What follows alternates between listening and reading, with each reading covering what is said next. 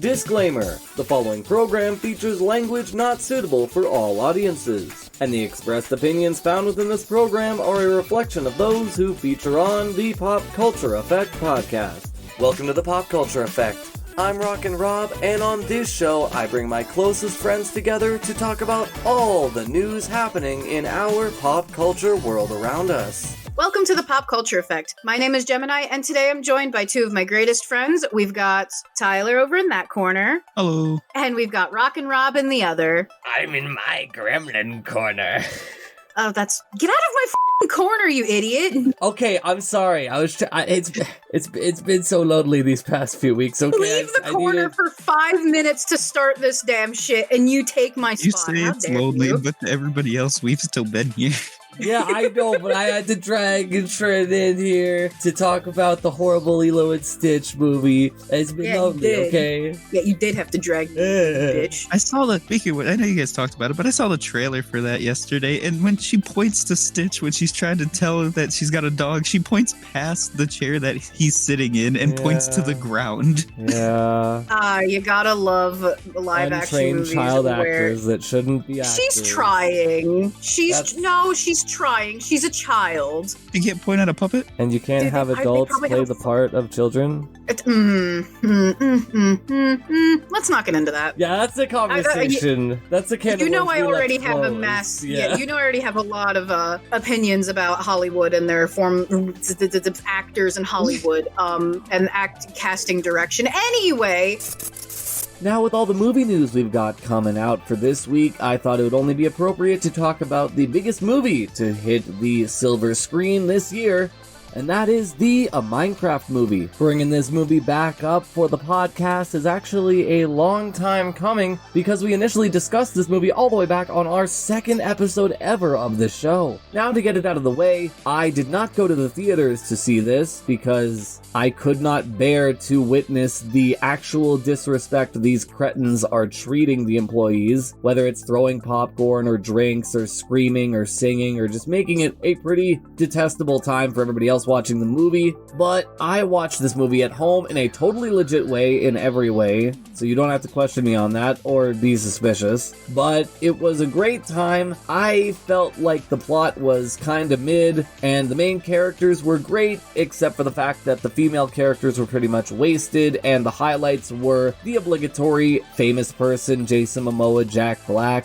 And obviously, I'm not even going to touch on the fact that this movie would have been so much better with CGI, without live action people walking around a green screen room, because that never works out ever and it always looks gross. But for the plot, it was pretty run-of-the-mill. It wasn't anything earth-shattering. It was, boy goes to Minecraft, boy finds Orb of Dominance, boy loses Orb of Dominance, and Orb of Dominance leads main characters into world. This just felt like a way to just dive into the Minecraft world, which is weird because it took quite a long time for us to get to the Minecraft world. But at least from a baseline, the visuals look great. It looks visually beautiful. The character models, the landscapes, everything looked great, except for the fact that the version of the movie that I watched was all janky as hell. For totally legit reasons, I can assure you. I totally got it totally legit. Now, this had just a whole bunch of mistakes and errors that were left in, from literal Adobe Premiere object lighting outlines to landscapes that were low poly, with some entire scenes depicting low poly characters. And this even stretched to the main antagonist, as at some points they didn't even have mouth movements, and a red texture file over the body of the doggo. This movie as a whole, at least from the way I watched it, felt like 1994 reboot-esque visuals, 1991 Wiggles-esque musical numbers, and 2003 Spy Kids 3-esque green screens. There was even one scene where we saw the humans underneath the villager costumes and CGI.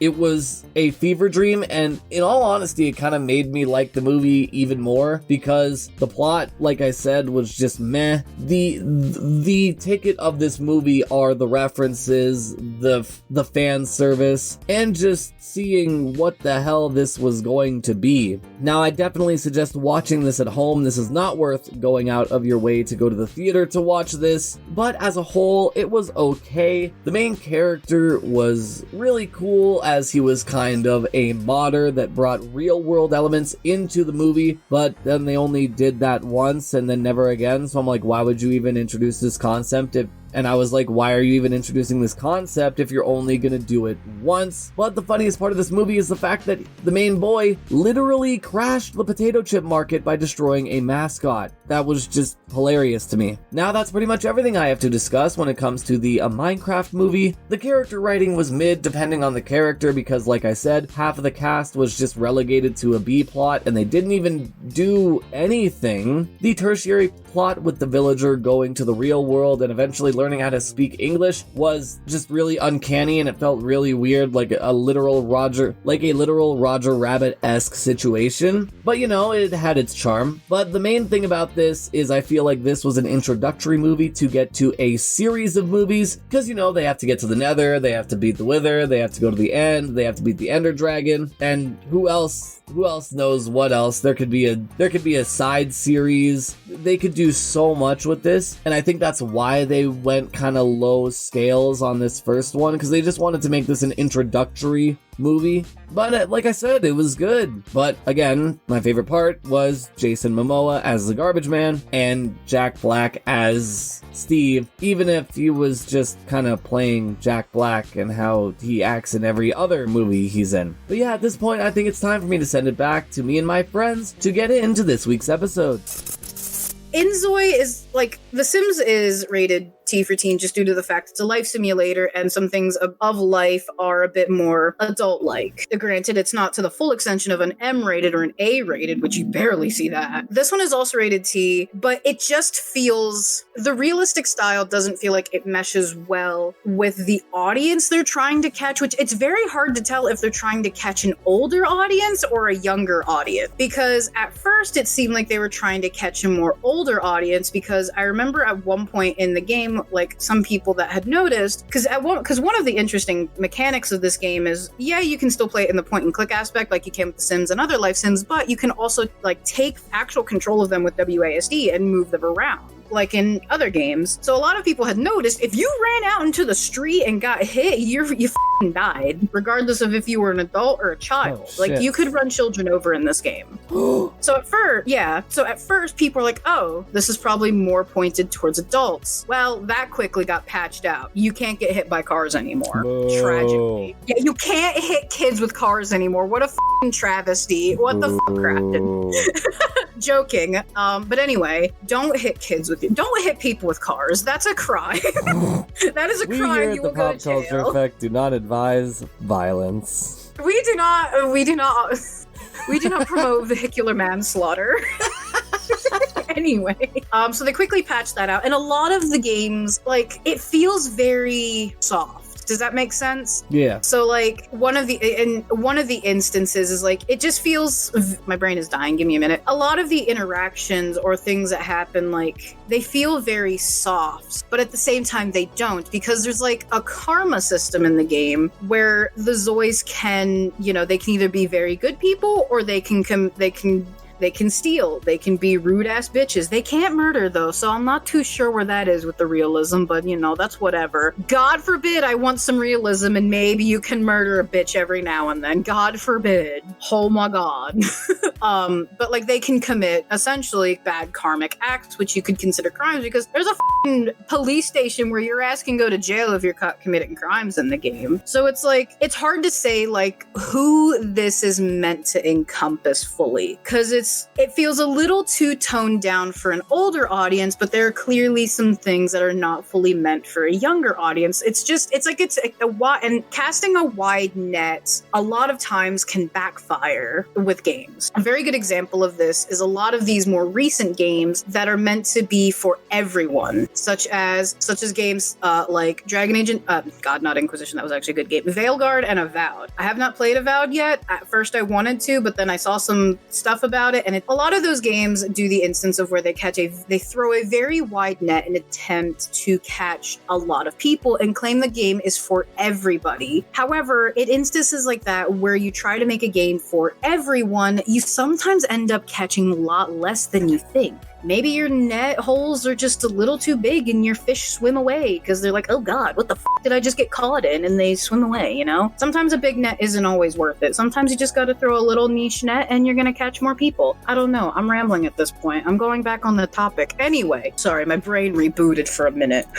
One nice thing though with Crafton, at the very least with this game, is they are very transparent about their roadmap. So they already have their roadmap for the rest of the year pretty much publicly posted and everything. So they plan for this coming month of May, next month. Is May this coming month? Is that how you would say that? In May, which is next month. I don't know. They do plan to add a modding kit so that the game can start properly being modded. I'm already afraid to see what goddamn atrocities are going to be made for this game because modders are unhinged creatures. We'll say that. If you've taken any time to look at a Nexus mod page for any game, mostly Skyrim, mostly Fallout, you'll see some cracked out shit that did not need to be graced with on that website. I swear to God. Cheat codes, which is nice because I don't play a save file of Sims without at least typing in one cheat code. Usually it's the building one, but that's besides the point. Improvements to build mode, which I will admit the build mode is a little clunky and awkward, but I'm going to attribute that to the fact I am very used to the more streamlined, more intuitive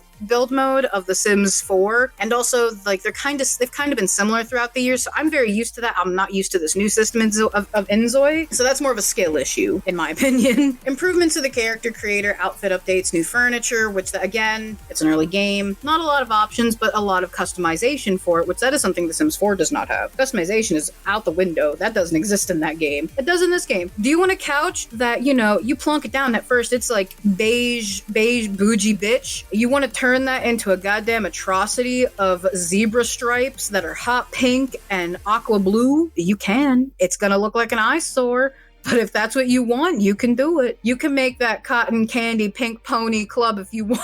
Oh my god.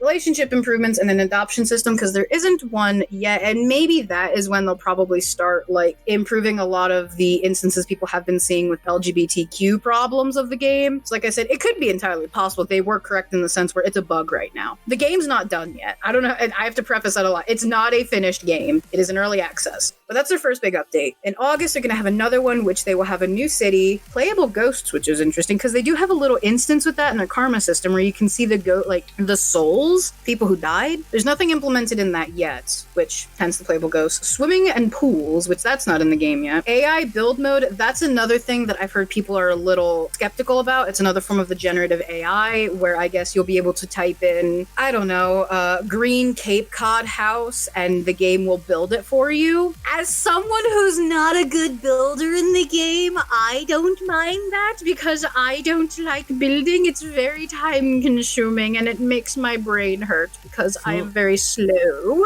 So for me personally, as a grub-like individual, I don't see a problem with that. However, I can understand why people would be upset. I'm not going to go any further in that because I have the brain of a grub.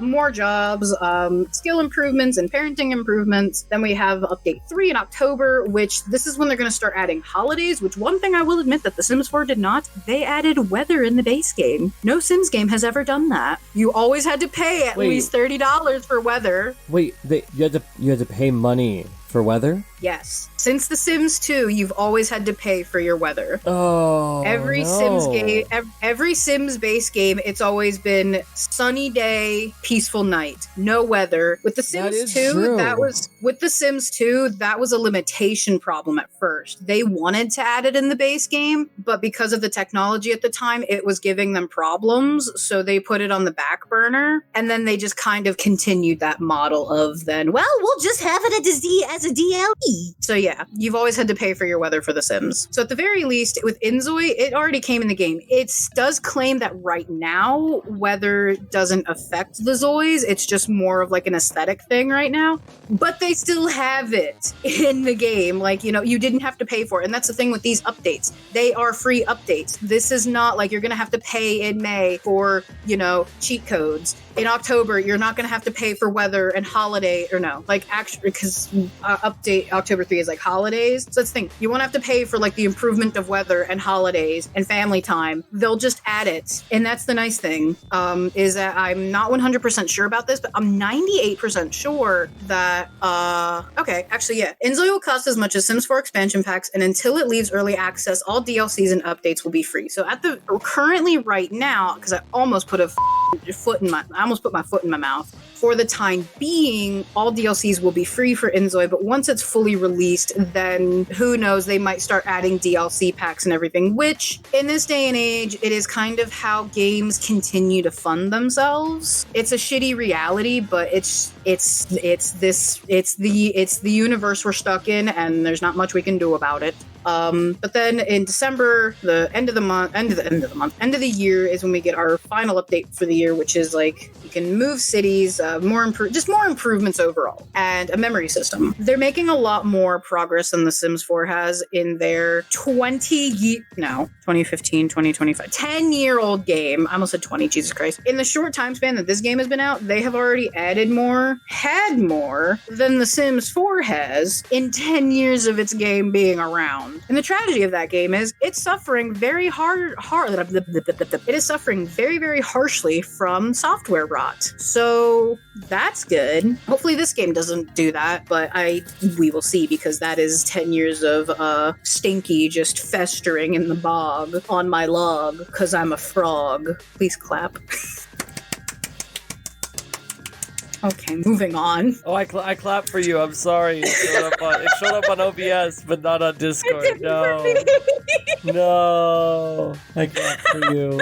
I need to get off of this because I could f***ing babble on about my special interests till the end of time, and we don't have that much of time. So that's all I really have to say about Inzoi at the current time. I'll probably talk about it again, maybe I'd say after a couple after a bit, once a lot of stuff has been said or done for the game, or if anything like massive happens, like God forbid if it gets shut down. I don't think so. It's doing very, very good for being out 2 weeks and selling close to over 1 million copies of the game. It's doing very well. Does it have hiccups? Yes. I guess I should probably say if I recommend the game or not.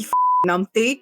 If you are looking for a polished game, a completed game, I wouldn't recommend it right now. Yes, it's only $40, but if you feel like that is something that you are not going to have fun with because of the fact, like if early access spooks you, or like if that rubs you the wrong way, I wouldn't recommend it quite yet. I would probably honestly just wait until either it is much more completed or even fully completed. However, if you're a filthy degenerate like me and doesn't care and just wants a fucking life simulator game to around with for a little bit, yes, I do recommend it. It is very fun. Do you get burnt out a little bit every now and then? Yeah, it's a slow burn game right now because there's not a lot to do, and that's fine. But yeah, if you enjoy that kind of thing, or you want to test it out, do it. I mean, it's worth it. I honestly don't regret buying it. One question I had, just because I've been genuinely curious, I'm always curious about competition within gaming or other media. Like, do you think that with how you've said this game is, like, it's not the best it can be, it still has a little bit of work to get to its final version of itself, but do you think this will actually push the company behind Sims to,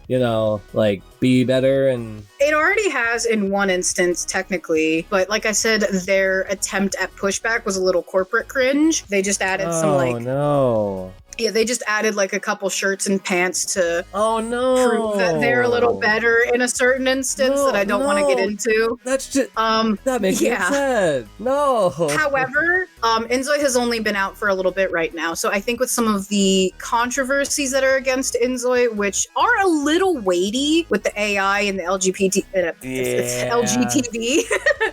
with a lot of that stuff. Which actually, quick side note, some of the cars and the technology are actual like from LG, like LG phones, LG TVs, and Hyundai cars. So they have like actual products, like product placement in the game. Yeah, so lovely. Yeah, so they do have like, yeah. So we're getting close. They used to do that in games. They used to do that in games all the time. What was I it? know. The Sims To did break that. all the cars were Nissans because they were sponsored by Nissan. Every Well, car in the game. Well, actually, Alan Wake 1, it was sponsored by Motorola, so every time that Alan pulled up his phone in Alan Wake, he lingered on it for a second, it did something on it. and actually, in one specific example, there's one car that was licensed to one specific racing video game. So essentially, every other racing game couldn't have it. I can't remember if it was like the Audi or the GT. I can't remember specifically what it was, but for every other game, it had to use like a replacement car, and that car essentially became the standard. It's just like, yeah, I know that's like a completely off the topic tangent. I just thought I'd include that because it was interesting. No, to it me. kind of fits. It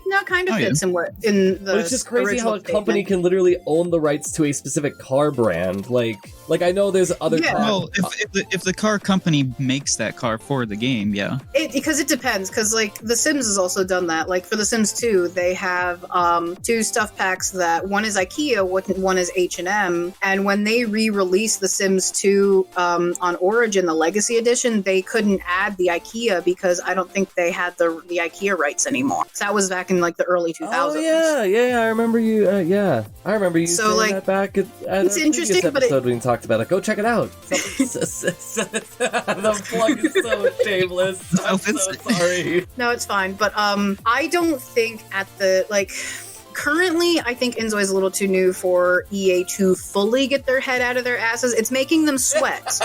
But I think once Inzoi has started to beef up, and then the other life sim that's been cooking for a hot minute, because that's expected to drop at some point this year. They don't that's their anticipation anyway. I feel once those two start to beef up and push, I think then EA, hopefully, if they care about the longevity, which for right now it does not seem like they care. I guess if they care about the longevity of their paychecks, then yes, hopefully it will start pushing EA to improve on their game and to actually do something about it rather than just dumping these soulless cash grabs out. I say, as I am then one of the soulless husks that buys and feeds into their cesspit creature that lurks at the bottom of EA headquarters. But you know the model? The model is short-term gain is better than long-term prosperity. That's how it is. I know that's how it is. It sucks. And it sucks. It's the their cursed coin- timeline. Their slogan is EA, we make bank. Yeah. Dude, and that's the thing. I shouldn't be surprised that they're doing that to The Sims because look at their f***ing sports games. Yeah. When was the last time you seen a difference in any of those goddamn sports games? They all look the same to me. Oh, they polished the butt cheeks of that one football they player, literally so it's have- a little shinier. Oh no, there's literally it's been proven in the past few NFL Maddens that they literally do just layer stuff on top of each other. Oh, there yeah, was a yeah, I've glitch, seen that. not this last one, but the Madden before, where the old title screen, the old menu would sometimes glitch for the new Madden, and it would know show exactly what you're everything talking from the about. old menu. You would load into the training, it would be the old training area. They just copy and paste everything over each other. EA Bank, give me money. They Yeah. added Fred Durst as a linebacker unlock if you complete story mode. Oh no, not Fred Durst. John Madden died, and they made $100 edition just for his name. Oh my god! No. You see, and that's why I shouldn't be surprised that EA is doing that to The Sims, because give me tell me of any other sports game out there. It's only EA's, I'm pretty sure, and that one other when we did the Game Awards, one other company, and I don't remember who it is. They do the hockey and tennis. 2K? Is there a tennis sports game? No, 2K. that's EA still. Is it? Oh yeah, 2K EA is has still a part of monopoly EA. on sports games, don't they? Yeah. Yeah, Which because I sucks. remember we made the joke of this is basically that's basically EA patting itself on the back, you did good, buddy. Mhm. You did, looking in the mirror, patting themselves on the back, you did good. You did good. You're the best. I mean, positive affirmation is a good thing, but But when I you wouldn't sell the consider same that. thing with a roster update and there's not much else different, And is it your worth the games are pat on the the back? only options in Yeah. that for winning an award. And your marketing is selling old features that you re-put back in from old games that you took out of. Oh, but Tyler, it's new. It's a new feature. It's They new. They polished the butt cheek on, I don't know, Steel Steelers player number 13. So now it's extra shiny with extra game. graphics. I like how you said 4K is Steelers because going. that's the only team that you really like. No, I know the Eagles, the two Pennsylvania teams. The I know. Philadelphia Eagles. Yes, they won the Super Bowl this year. I know the two teams of my state, and that's it. Yes. You are correct. the- That's actually the name of the. I'm showing my inability to understand sports. I know of the. I know Denver sports. Broncos. That's what I know. There's the cheese one. No, excuse me. No, there's not. Hold on. Are you talking about the Cheeseheads? Green Bay Packers? Yes.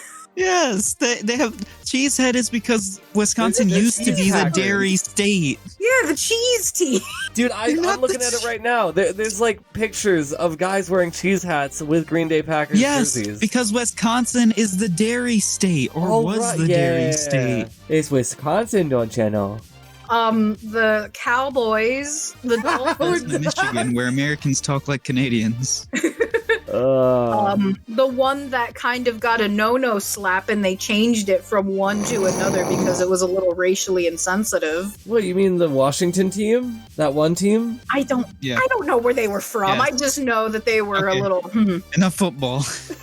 yeah, This that's isn't all a I know. Sports I'm just show. and the Lions. I know the Lions. But I actually don't give two shits about football. I only really know the two from my state, and that's all I care about. And I barely even care about them. But to circle back, I do believe that eventually this will be very good competition for The Sims. A lot of people were anticipating this would be a Sims killer, but it's not going to be that because it's a thing. That's what they said I on Marvel don't think you can. There's I no know, killers.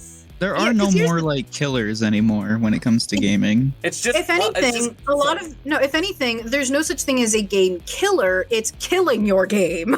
yeah, that's Yeah. on you. If your game dies, having competition doesn't kill your game. You make Perfect shit example. decisions with your game makes your game. Perfect example, Overwatch and Marvel Rivals. There still always be people that play it, but Blizzard is still making shit decisions. Exactly. So for God's sakes, Blizzard again, Heroes of the Storm. League of Legends and Dota didn't kill Heroes of the Storm. Blizzard f***ing killed it by abandoning it. You know, they don't kill games. It gives them a reason to continue. It's the companies that give up and they're like, f*** it, f*** this, I'm done. That's why, You know, either why I by just hate when- pumping it.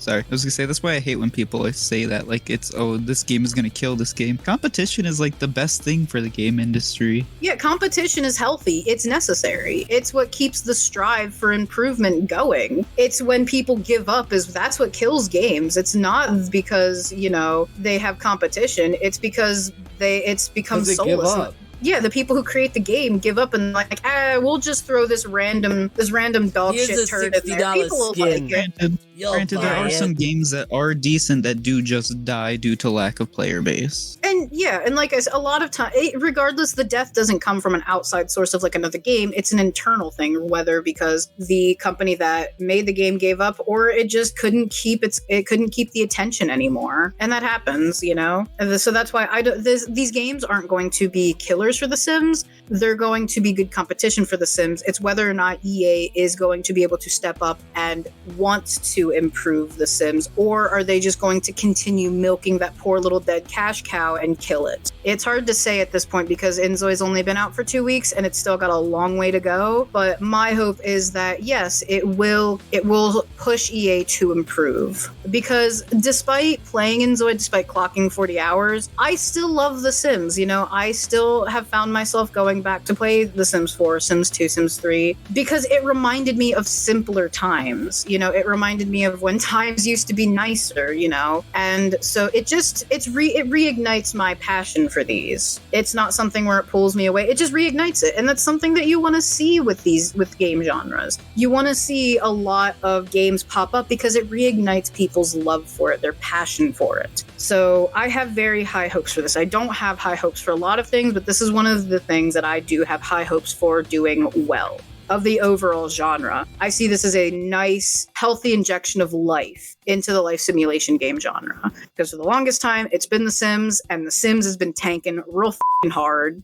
and it's been very depressing to see. That's all I have on Inzoi right now. I hopefully will come back to talk about this in a even more positive light in the future with their future updates and possible completion of the game. Now that I'm done talking about the monster of a meme movie that is a Minecraft movie, there's quite a lot of news hitting Marvel and the MCU that I want to talk about. Now to start things off, we have the Avengers Doomsday Cast list. Now this was announced in an earlier live stream that pretty much announced everyone under the sun and confirmed that this is going to be a giant crossover mashup bonanza. Now, I'm not going to go over every single cast announcement, but I'm going to be going over the important ones, just so that way you get a picture of what is going to happen in this movie. Now, of course, we got Robert Downey Jr. as Victor Von Doom. We've got Pedro Pascal as Reed Richards, which means we're going to get the Fantastic Four in this movie. We've got Anthony Mackie as Sam Wilson, which means we're most likely going to get the Avengers in this movie. We've got David Harbour as the Red Guardian, which means that the Thunderbolts are going to be coming back as well. And looking at the other characters we've got on this list, Tom Hiddleston's going to be reprising his role as Loki. And we also get Letitia Wright as Shuri and Tenoch Huerta as Namor. Now, the most interesting characters on this cast list are the ones that are X-Men. That includes Ian McKellen as Magneto, obviously Patrick Stewart as Professor X, James Marsden is going to reprise his role as Cyclops, we've got Alan Cumming as Nightcrawler and Channing Tatum as Gambit, as well as quite a few more. Now this looks to be pretty much the next version of the Endgame that we've all been waiting for, and I can't wait for the trailer to come out because this looks to be like a crazy movie that's going to surpass Endgame in all aspects. And I just want to say I love how Paul Rudd is coming back as Ant-Man. That's just going to be really fun. Now to move away from the Doomsday cast list, because we all know how that movie's going to go. It's going to result in Battleworld because MCU loves taking comic books and creating stories about them. So we'll get Battleworld, we'll get Doomsday, and we'll get the cacophony of battles in between teams, and with the teams probably teaming up to take on Doctor Doom. But it remains to be seen how that's going to work once we get the trailer in our hands. And I just want to say before I move on, the one thing that's kind of crazy about this movie is we don't get Deadpool and Wolverine, and we don't get Spider-Man. But we'll see if they get announced at a later point. Now, speaking of Spider-Man, there's a few news pieces coming out about his movies that I really want to briefly discuss. Now, to start, Beyond the Spider-Verse has finally got a release date, as it'll be coming out in 2027, which means for all of us that loved Into the Spider-Verse and also loved Across the Spider-Verse, we'll have to wait a little bit longer for the climax of the series, but I'm really looking forward to it because I loved the first movie. The second movie was great, however, you kind of need the first movie. However, it's kind of less of a complete movie because you need the first movie to know what's going on, and I will assume that the third movie involving Spot and Miles Morales as the Prowler, I'm sure that's going to be great and it's going to be really entertaining, but the main thing I want to talk about is the new Spider-Man movie of Tom Holland with Spider-Man Brand New Day. Now, as I said just a little bit earlier, Marvel loves to take comic books and implement them into movie stories, and wouldn't you know it, Spider-Man Brand New Day was an original comic book written by Bob Gale and Dan Slott, and if you want to take a look into the story of the comic book, Comics Explained has a great video going over it. But to give a brief summary, Spider-Man Brand New Day and how it's going to be interpreted in the movie is most likely going to be a new status quo. We're going to see Peter reclaim his life to a certain extent, maybe put on a new costume, find a new love interest, and meet some new enemies, mainly Mr. Negative, because there have been reports that Marvel is looking to cast a Mary Jane Watson in this movie and a character to play Mr. Negative. And I honestly love Mr. Negative because he's so intelligent. He is at such a higher level than all of the street level grunts that Peter deals with on the daily, and I just can't wait to see their interactions. But yeah, there's not a lot to discuss when it comes to the Spider-Man news because there's no trailers, just announcements, but I'm sure when these trailers come out, they're going to be hype, whether it's Spider-Man Brand New Day or it's Spider-Man Beyond the Spider-Verse. All I know is Marvel fans and Spider-Man fans are eating pretty good. But yeah, that's pretty much everything I have to discuss when it comes to the ongoing Marvel news, talking about Avengers Doomsday and the Spider-Man movies coming out. But yeah, at this point, I think it is time for me to send it back to me and my friends to end this week's episode. Anyways, that's, like I said, that's pretty much everything we have to discuss for this week and all other subsequent weeks that this session is attached to, because holy shit, we went for 2 whole hours. That's crazy. But yeah, thank you so much, Menace, for joining me. Oh yeah, always a fun time. We aren't going to talk about what happened last week. Menace was always here. Trust me. And thank you so much, Gemini. A pleasure as always. And now it's time to... Whoa, I almost did my corner outro. Whoa. Don't forget the plug. Yeah, I forgot all about the plug. If you're watching on YouTube, make sure to like, comment, and subscribe. If you're checking us out on the CJSW network, make sure to check out all the other lovely programming they have to offer. And that's it for us this week, so we will see you in the next one. Farewell. Bye. Bye-bye.